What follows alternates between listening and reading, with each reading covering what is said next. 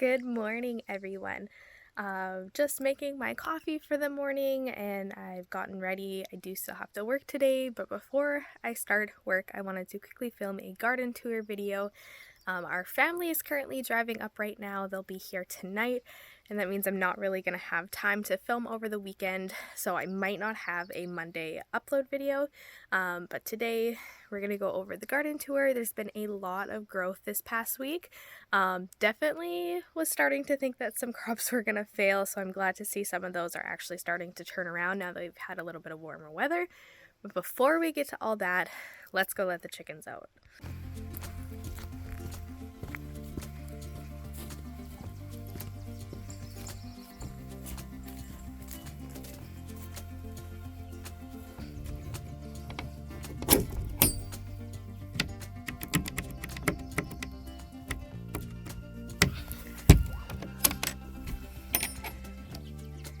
Good morning, babies.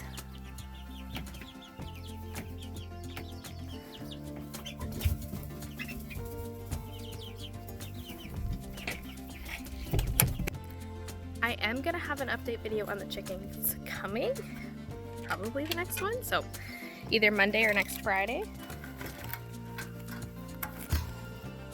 And that is where I will go over what we did with the run.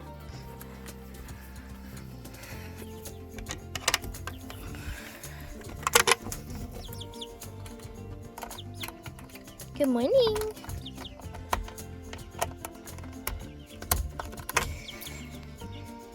You guys ready to come outside? Hey, come on out. Hi. Good morning. Hello, everyone. Hello.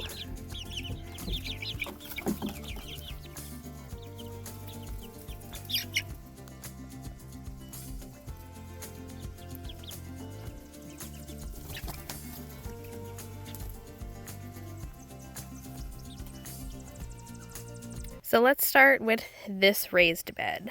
If you remember, I had an extra cherry tomato and stuck it in here. It's doing okay. It has its first little blossom cluster right there. Next, we have the cabbage. So the cabbage is starting to ball up and form heads, especially these two look really good growth-wise.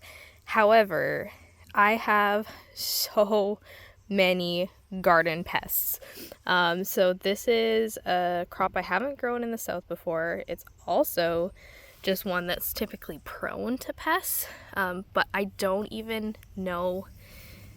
think the cabbage heads are even going to be edible, so these will probably end up just going to the chickens. I'm going to let them continue to grow anyways. I don't have any pest control up north with me right now, so I have to pick some of that up for next year. Probably going to go with diatomaceous earth and also some moth netting to help keep bugs off of it. I don't have either, so there's not really too much that I can do pest-wise for these, but it'll go to the chickens at least. And then next we have the broccolini, which the cabbage is taking the brunt of the pest and keeping it away from the broccolini. So in that case, I'm okay using it as the sacrifice crop. This stuff is doing so good. For the longest time, it was the only thing that looked like it was actually growing in the garden. And we're already getting our very first broccolinis. I did place a seed order with Wild Rose Heritage Seed for some stuff for next year, and I think I got like a normal full-size broccoli head, so I'm really curious to try those next year as well. But yeah, the broccolini is looking good. There are some pest damage happening, like especially on these two plants on the end, and I was able to pick off just like some green caterpillar looking things. Let's see if I can find one. They were very like silky looking, I remember. And they were on the back sides of the leaves. Did I get them all? Or is there still one of you guys hanging out?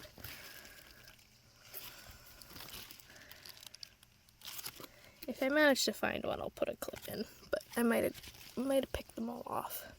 And if you remember from the planting video, right here was supposed to be our 2 cauliflower plants. And they did not survive. They got eaten pretty much immediately by bugs. They were just quite a bit smaller and just didn't do too well. But I've taken this space, I pulled them out, and instead I've sown a second radish crop. You'll see why I needed to sow a second one in the first place. But this one is doing much better. It's coming in a lot thicker. So I think because this bed receives more shade throughout the day, you'll see why when I take you over to the beds in front of the house. I think this is actually a better spot, even though it's more shaded, because I think they actually get too much sun up here in zone 1.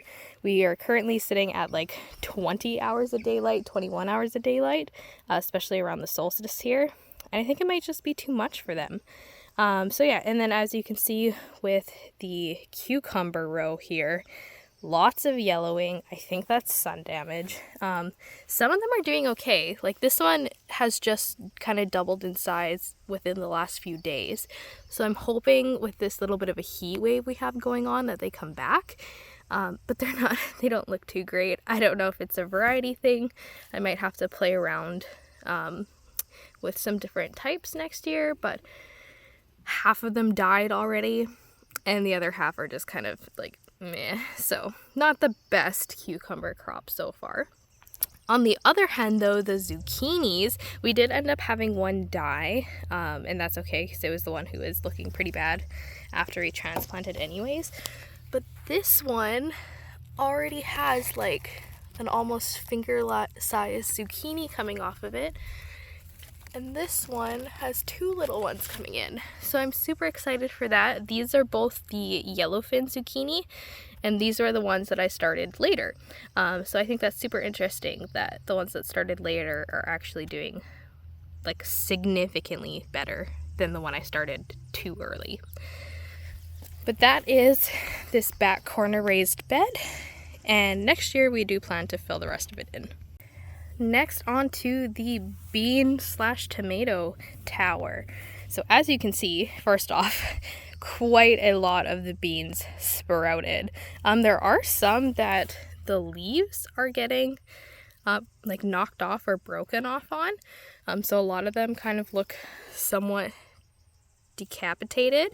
I can't tell if that's bird damage or wind damage or a combination of both, but they do continue to keep growing and putting off more leaves. So I'm just kind of letting them do their thing. But we have quite a few beans all the way around. Once again, the ones that seem to get a little bit more shade seem to be doing better. I was originally rotating this, but I'm going to let it stop and I'm going to see, because if the shaded ones do better, then I might try to do something with trellising next year of getting a shady side and putting a bean row underneath it. But I did want to plant beans because they're nitrogen fixing, and yeah. Oh, hello. There's quite a few swallowtails. And then the cherry tomato. So this is the trailing cherry tomato. I'm not 100% sure of the variety because it was an impulse buy when my partner was like, "Oh, you're growing cherry tomatoes for me, right?" And I said, "Nope, I don't have any seeds," so I bought the first ones I found. But as you can see, the very first blossoms are starting to open, and it is growing on a slant, but I think it's a type that wants to tumble over the edge, if I remember correctly. So I'm just letting it do its thing, not giving it any extra support. And finally, we have our dill patch, which is coming in really, really nicely. I do have to do weeding throughout the entire garden still. It's just something I still haven't got around to. But I'm really happy to see that we have some really good dill growth. So if I ever end up getting cucumbers, then I will be able to make some pickles. But I might just have to get my parents to buy some and bring them up with them when they're coming up in August from farmer's market. Coffee break time. So this is now the side that gets pretty much full sun. It's about 8 o'clock in the morning right now, and this is the only shade it'll get until 10 o'clock in the evening, 9 p.m. maybe. So it's definitely very high sun. And The thing is that the nighttime temperatures have been extremely cold. So like in the 30s and 40 degrees Fahrenheit. So like getting down to like 2-3 degrees Celsius, maybe as high as 6-7 degrees Celsius, and not any warmer until the past week. And I noticed that once the nighttime temps increased, that's when the entire garden really took off. So I think the cold is maybe just kind of holding them back from being able to continue to grow.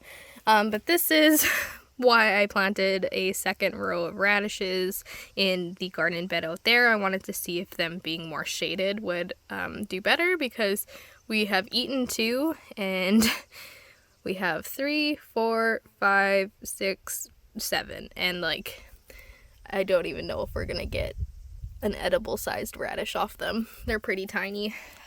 So radishes we're retrying in the shadier bed. This is the spinach, which I didn't even think had germinated for the longest time because it looked very similar to the weeds. But we do now have a few spinach plants, and these like all have doubled in size in the last like 3 to 4 days. Not even joking.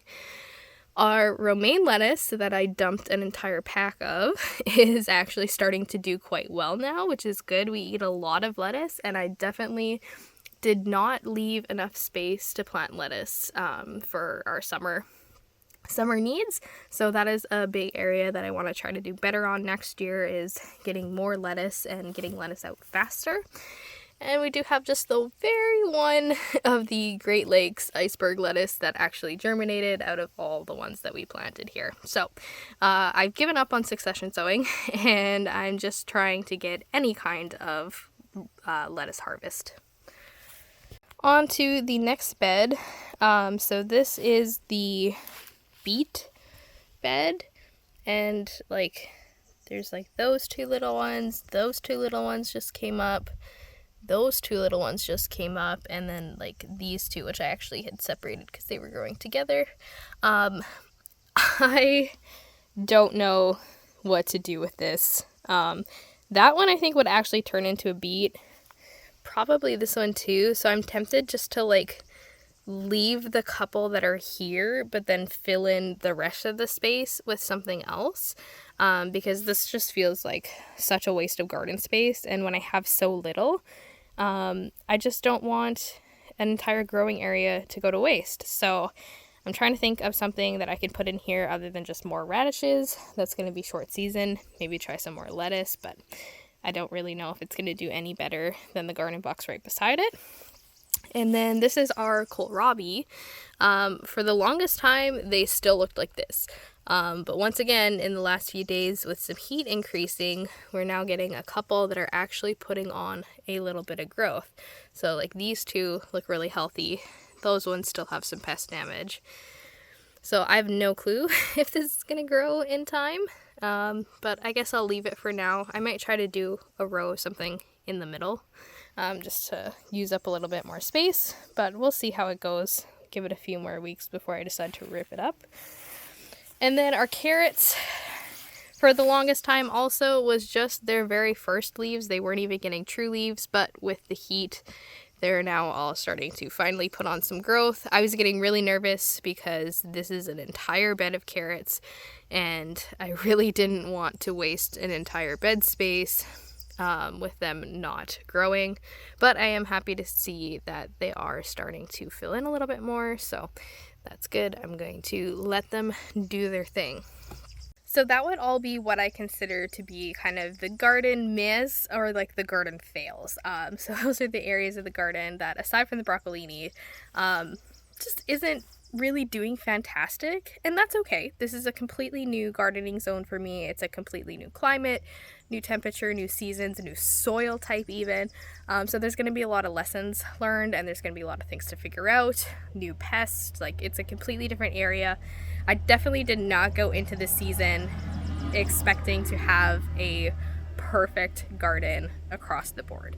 But I do have a couple areas where things are going really, really well. And so I'm going to share those with you now. And that would be the peppers and the tomatoes, which are the 2 I thought might struggle the most given that we have a colder climate. But they're actually doing fantastic. So let's show you that now.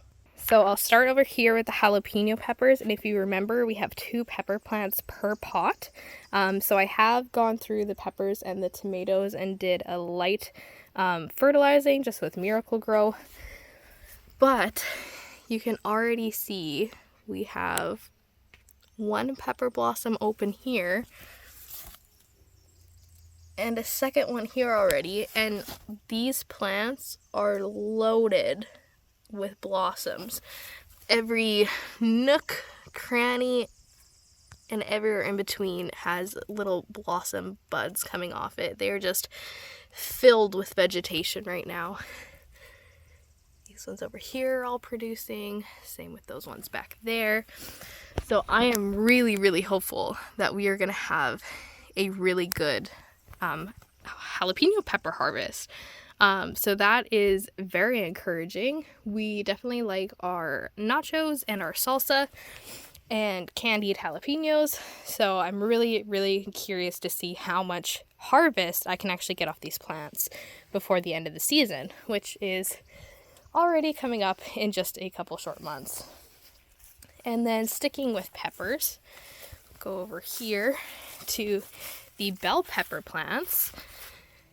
They are also 2 per pot, and once again they are looking super vegetated, and we do have some blossoms starting to come down. So I'm really not sure if these are going to have enough time to actually finish out because none of the flowers are open yet. That one's getting closer, but just bell peppers need a lot of time to mature. So I don't know what we're going to get for size or for numbers, but if I can just grow a somewhat like medium-sized pepper, that would be completely fantastic. But yeah, like I said in my seed starting video, I've never even got these things to germinate before, so this is already doing a lot better than last year's garden. And finally, the star of the garden this year is this particular tomato plant. So these are all the same variety. They're all the subarctic plenty tomato. But this one, I don't know if it's just like in the perfect container position or it was just a super strong seedling to start or what it is. But this has gone wild, putting out blossoms. Like we have an entire row of baby tomatoes here. We have this double-pronged tomato branch that all has blossoms. This one here, this one here, this one here, this one here, and it's like still putting out a new blossom thing. It feels like every other day. So this plant is just doing so well. I'm so happy for it because last year I didn't have any of my tomatoes survive really. So this is really, really promising. The other plants are all starting to catch up as well. I do need to come through and do a bit more pruning just to remove some of the lower vegetation. But like this one has its first blossom cluster coming in. This one, the first blossom cluster is coming in. This one has opened. And I think, oh no, maybe it's not. I was wondering if this one would be a fasciated blossom just because of how big it is, which is when multiple blossoms fuse together, and that can give you some really weird shaped fruit. But it doesn't actually look like it. Oh, there's a sucker I missed. Let's pop that out of there. So yeah, this one already has 4 clusters. That one has a cluster opening and 2 more growing. This one has 2 clusters growing. This is the one that I thought had died, and so I decided to just leave it and let it do its own thing. And it looks like the sucker of this plant is actually doing better than the original plant, so I'm just letting this grow, but it's quite a bit behind the rest of them. And then this vegetated monster in desperate need of some trimming is the Jill Reagan Whispering Willow Farms double-stranded tomato. Oh, and I see there's a sucker here. Just get rid of that one. And so this is the one where I topped it right as a baby, basically right after it got its like first little growth. I snipped it right below or right above the first leaves that come up, and forced it to do a double pronged tomato plant. And so it's maybe a little bit much for a container.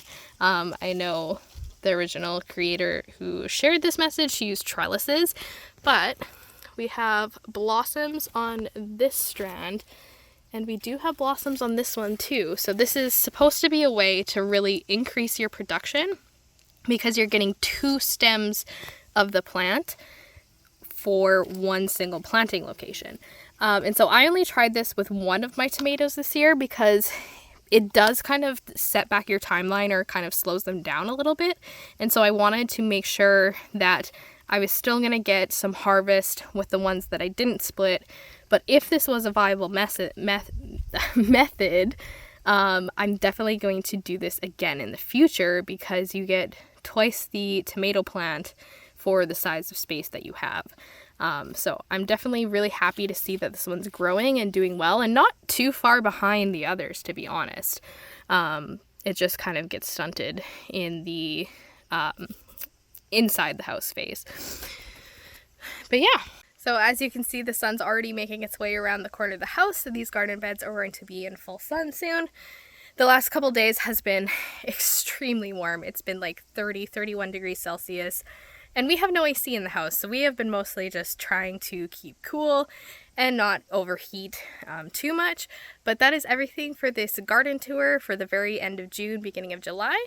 If you guys like these tours, definitely let me know. I can do them more frequently, and I'm really excited to share the rest of the gardening season with you.